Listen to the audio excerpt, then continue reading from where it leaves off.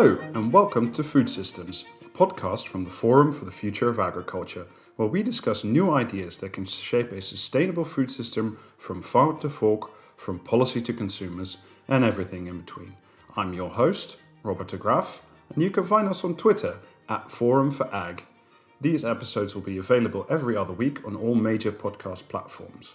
Before we get started, we'd like to say a quick thank you to the FFA founding partners, the European Landowners Organization and Syngenta, as well as the FFA strategic partners, Cargill, the Nature Conservancy, Rabobank, Thought for Food, and the World Wildlife Fund. Please enjoy this episode. Welcome to the first inaugural episode of Food Systems, the FFA podcast. Of course, we could begin no other place than with Dr. Janez Potočnik, the chairman of FFA 2020 and the chairman of the RISE Foundation, but a man with a long and illustrious past in European politics and sustainability, including as Commissioner for Research, Commissioner for Environment, and the current co-chair of the UN Environmental Programme's International Research Programme. Janez, thank you very much for joining us today. It's a pleasure, Robert. Thank you. I wanted to begin by going back to some remarks you made at the FFA Live event in Berlin, which we hosted on June 15. And I wanted to focus on the issue of systemic change. You said there are three crises, an economic one and a health one on the short term, and then a social-ecologic crisis that is longer term, but I think we can both agree is already impacting us now. I'd like to begin with the economic challenge. Traditionally, it's very difficult for economic change to come because there are two sides of that coin. There are vested economic interests that have a strong stake in maintaining a system as it is. And certainly when it comes to food, there's a large social anxiety about change, things being different. How do you overcome that economic anxiety, and how do you overcome existing actors that may not that may tell you that they are interested in change but not actually be interested in the process of change?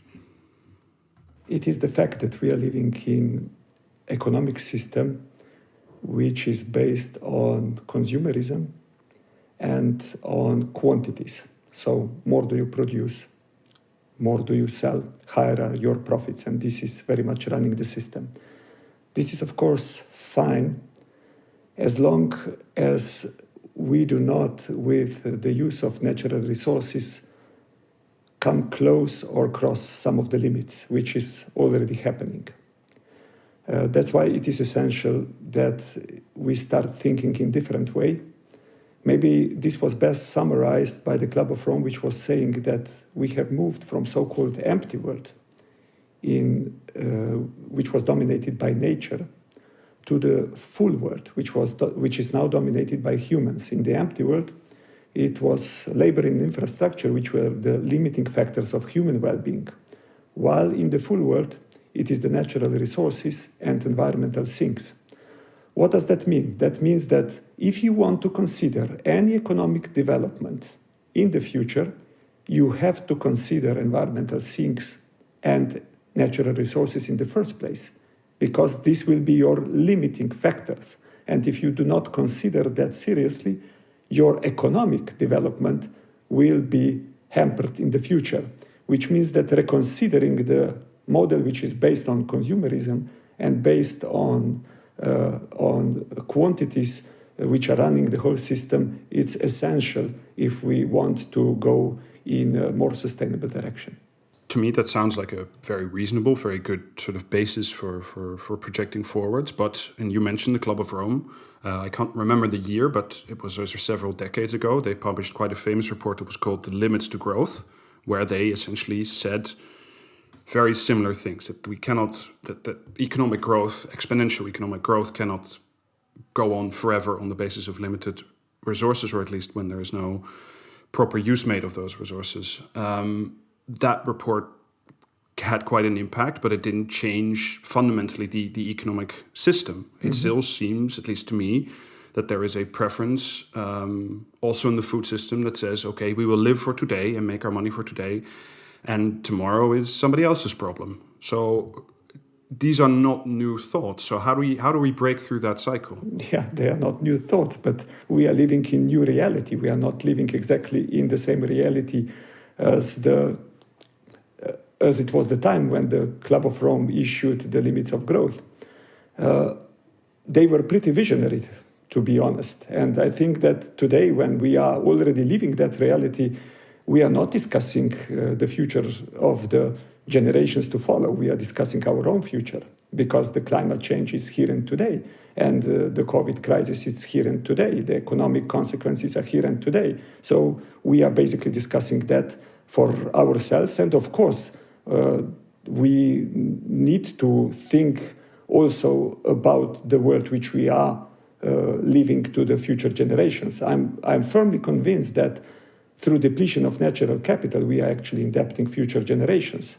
And while we will be in a need to respond to the COVID crisis and put a lot of economic incentives, financial incentives on the table, a lot of that will be repaid, because these are new debts, will be repaid by the future generations again.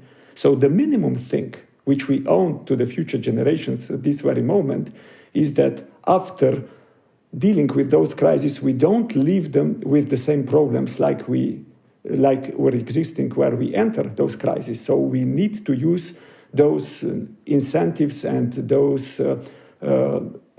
funds which will be released or are already released, that they do help us creating a more sustainable world, a world in which we will not be terribly indebting financially and also environmentally future generations. Okay, so let us apply that thinking to the food system, which is something that certainly the FFA is focused on, and that you and I have talked about in the past.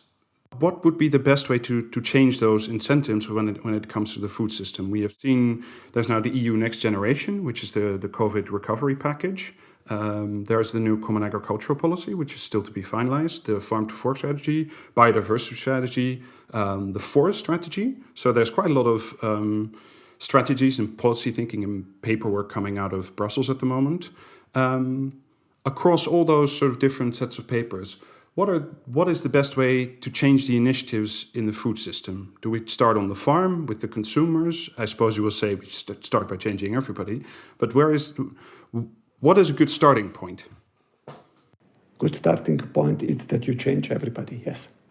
But I will try to explain you what actually really happened with the new documents which the Commission has adopted. The European Green Deal is quite a revolutionary document. For me, the most important sentence in the Green Deal, it's actually the sentence, "This is a new growth strategy." What does that mean? That means that the top policymakers in the critical European institution, which European Commission is, have finally understood that economic development and preservation of environment and health are not in contradiction, which was to a large extent understood before.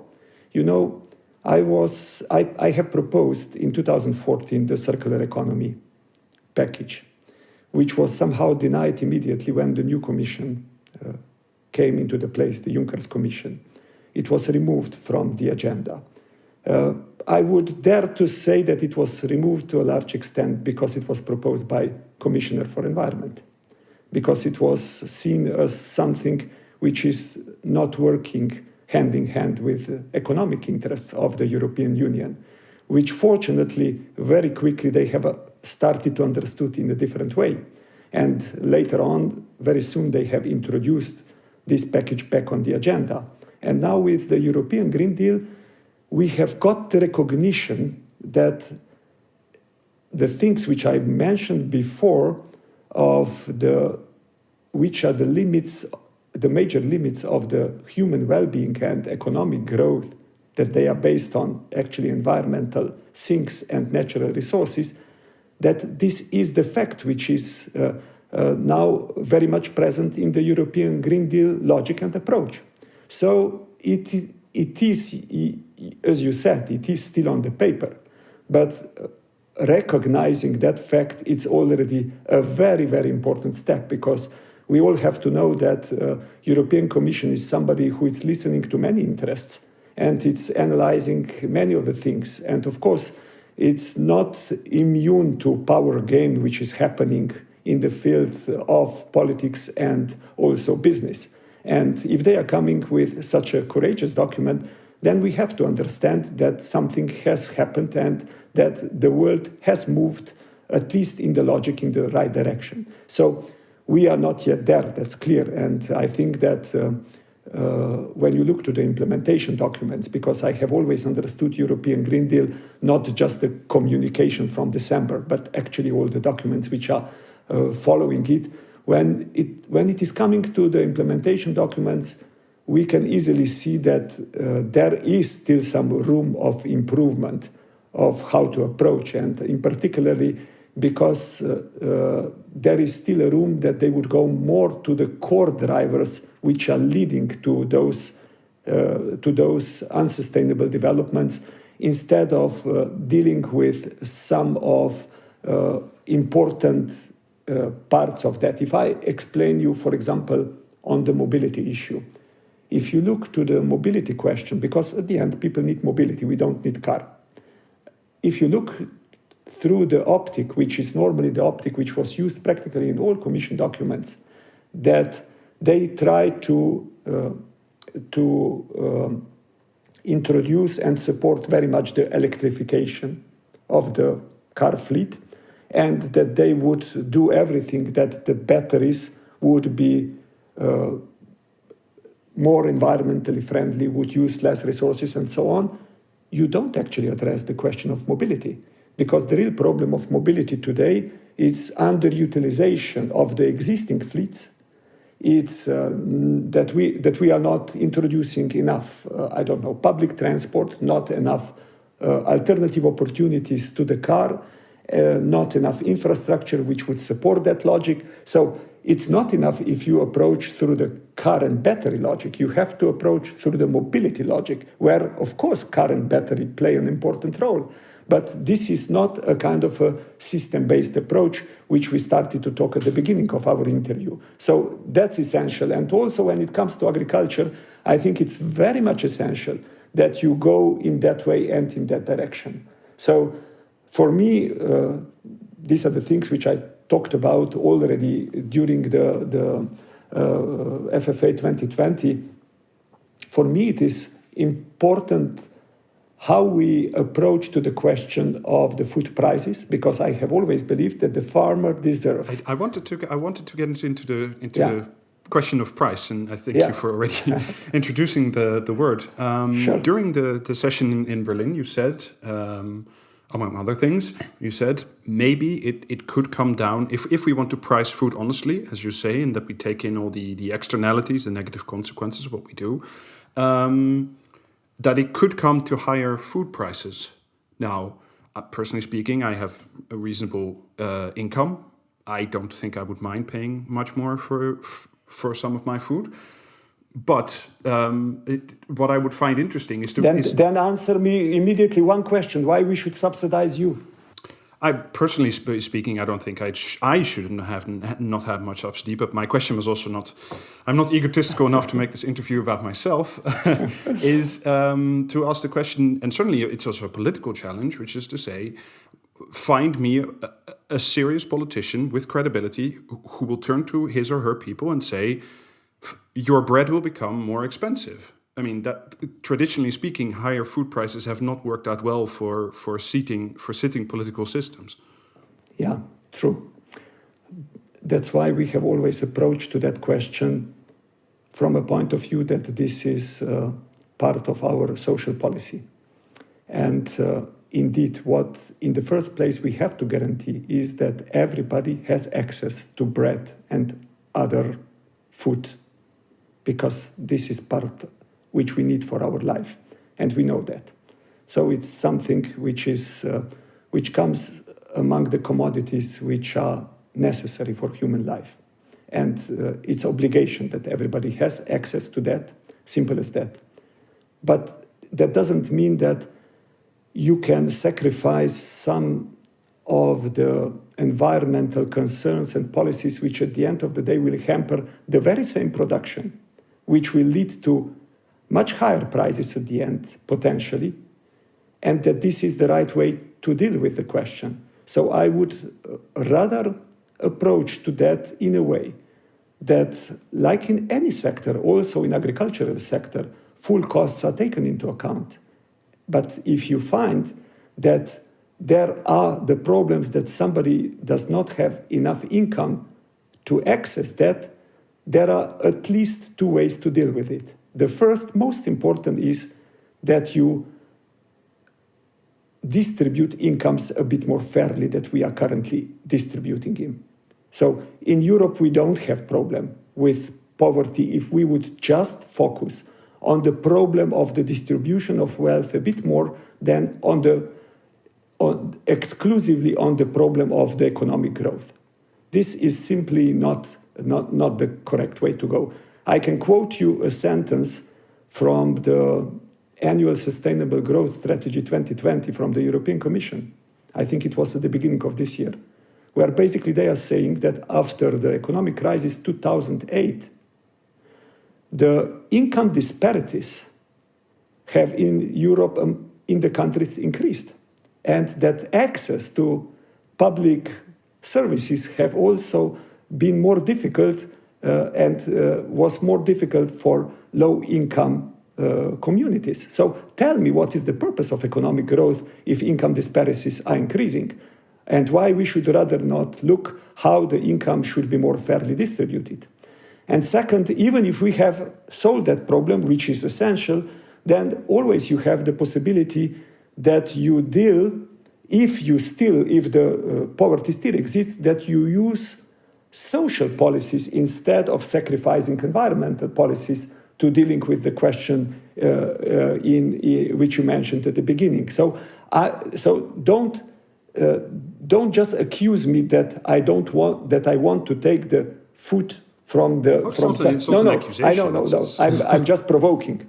I just want to say that in the first place, the cost should be taken into account if we don't want to destroy our nature, our ecosystems. In the second place, and at the same time, we have to take care that the farmers have decent incomes. In the third place, we absolutely have to take care that everybody has access to food and has incomes which do not put in question either you can afford the food or not.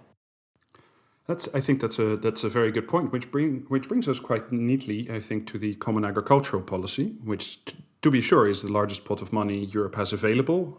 It's also a powerful policy instrument because it directly relates quite substantially to farm incomes. What is the role of the CAP in bringing about such systemic change? Because there are many voices that say that the reform as it currently stands does not match sort of the high level of ambition as displayed by the Green New Deal. Yeah. How would you answer that?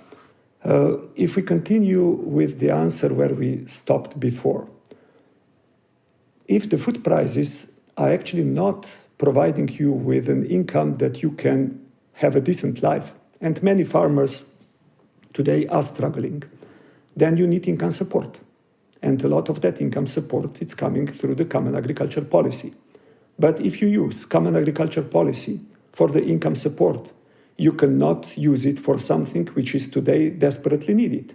That's for how to make the agriculture more sustainable and how to use all publicly available money for supporting that kind of a transition. So if you spend it for one purpose, you can't spend it for another purpose. And my point was always that we are dealing with an immediate challenge of how to make agricultural transition to a more sustainable, environmentally friendly, climate-friendly world. And if that would want to be done, we need to use practically all public funds which are disposable for that purpose. And if we use them for the income support, of course, we don't use them exactly for that purpose. So it's a kind of a vicious circle, if you understand. So if you, and in a way, you create also the interests against the change of the common agricultural policy approach. And that's why the things simply don't move from this vicious circle out. But of course, access to food and the importance of that was even more seen through the COVID crisis, which we are still living in. And it's essential, of course, that this is guaranteed. But again, we should not put that in the contradiction with the development of more sustainable agriculture, because I'm quite convinced that the two things could easily go hand in hand. So if I gave you, let's say let's pose for a moment that we made you Emperor of Europe, and your designs would go through, and not, you would have a great degree of authority over this program. The CAP budget is give or take 60 billion. How would you spend it if we could give you free rein to do it? I would first create around me a group of wise people who would base their decisions on science, because I think what we have learned in this crisis and also in the climate-related and biodiversity-related crises, which we are basically also in, is that listening to the voice of science is extremely important. And that it's also making easier policy making. So I don't think that if I would be an emperor that I would already know everything. On the contrary, I think that you have to be wise enough to arm yourself with the people with the knowledge and listen and then come with proposals, conclusions, which would drive basically world in a more sustainable way. That doesn't exclude some political responsibility, of course, because at the end, decisions should be taken. But I think one of the lessons learned from the times in which, strange times in which we are living, it's also that relying more and not picking from the science those things which fit more in your interest, is the way to go. I agree, but I'm going to reframe the question then. You would surround yourself with sort of better scientific advice. I think there's nothing that's something we can certainly all agree with. But as former commissioner for environment, for research, as co-chair of the UNEP Environmental Resource Panel, I think most people would consider you one of those wise men. So sure. What would be a concrete solution? Apart from a better policy-making structure. What would be my part which I would contribute to the debate you want to ask me? Yes, and how would you, given some of the systemic crises and the systemic problems we've talked about, what would you do? Where would you spend money? What would be the Janez Potočnik policy initiative? No, I would fundamentally change some of the things which I think are in economic and social system, which we have developed, which are sending us in the wrong direction. If you want, I would start with the new metrics. So, because we have to fix a broken compass. GDP, it's like, if I want to explain what is GDP, it's you will not reach your goal by walking faster if you are walking in the wrong direction. That's somehow the best expression what GDP is telling us. So changing the metrics there, introducing natural capital metrics, introducing better cost accounting in the business sector, then moving social policy more into the center of our policy making, following dematerialization through decoupling of economic growth from resource use and environmental impacts, and rather than on resource efficiency, start talking on resource sufficiency, basing our logic on human needs, because humans do not need cars, we need mobility, we don't need light bulbs, we need the light, we don't need pesticides, we need pest-protected fields. So then certainly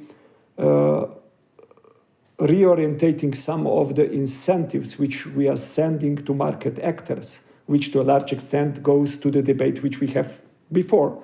How to address the price system? What are the signals which we are sending?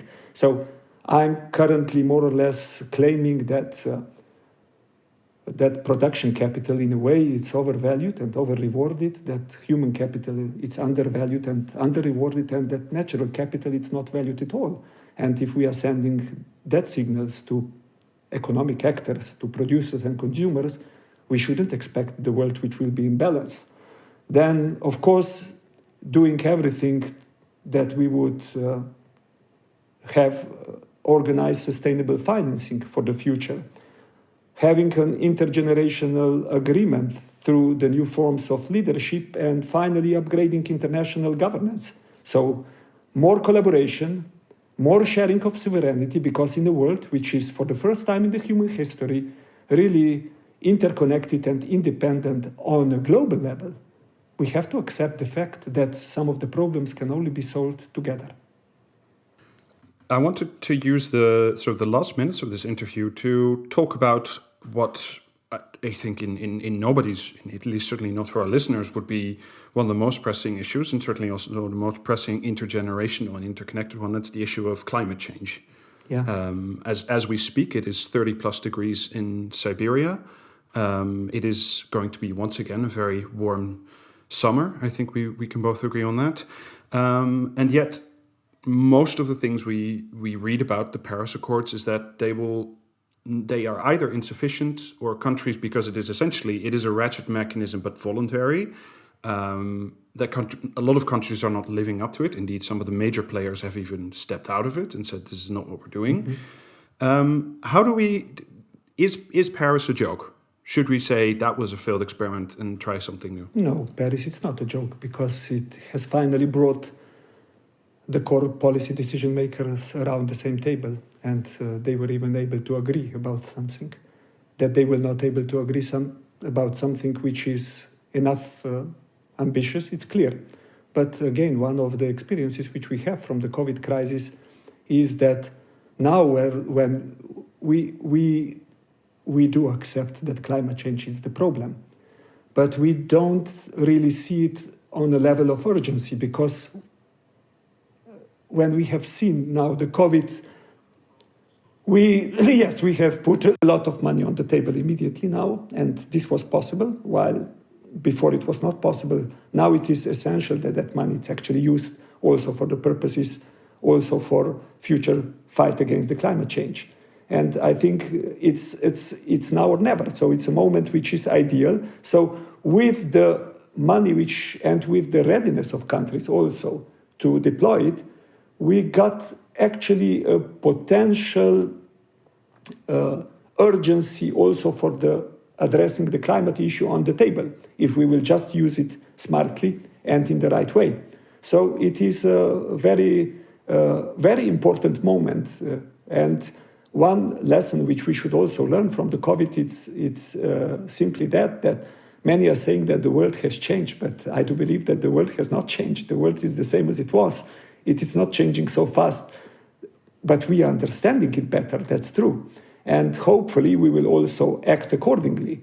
So one of the things which we can summarize is that the likelihood of the climate-related weather extreme events and also health-related outbreaks will in the future increase, which means that we have to prepare better, that we have to build our economies and societies on a more resilient base, and that we simply have to reconsider the way how we are managing the risks as individuals, as public policy makers, as companies, globally, locally, on all the levels. Because the way we are currently acting, and we have seen, if we do not act in that case, where a challenge is global, in a coordinated way, then the consequence is more lost jobs and, even worse, more lost lives. Normally, we ask everybody who participates in the podcast, even this inaugural one, for a simple solution. But I think you have given us many solutions already, and certainly I think that's a very strong note to leave it on. Janez Potočnik, Chairman of the FFA, thank you very much for agreeing to be on this program, and we will see you again at future FFA events. Thank you very much. Thank you, Robert. It was a pleasure talking to you. You've been listening to an episode of Food Systems, a podcast brought to you by the Forum for the Future of Agriculture. Look for us in 2 weeks when we release our new episode. And in the meantime, please don't forget to subscribe on your podcast app as well as on Twitter @ForumFag for updates on this podcast, news, as well as FFA events. Please check out our website www.forumforagriculture.com for more great content. Thank you for listening and enjoy your day.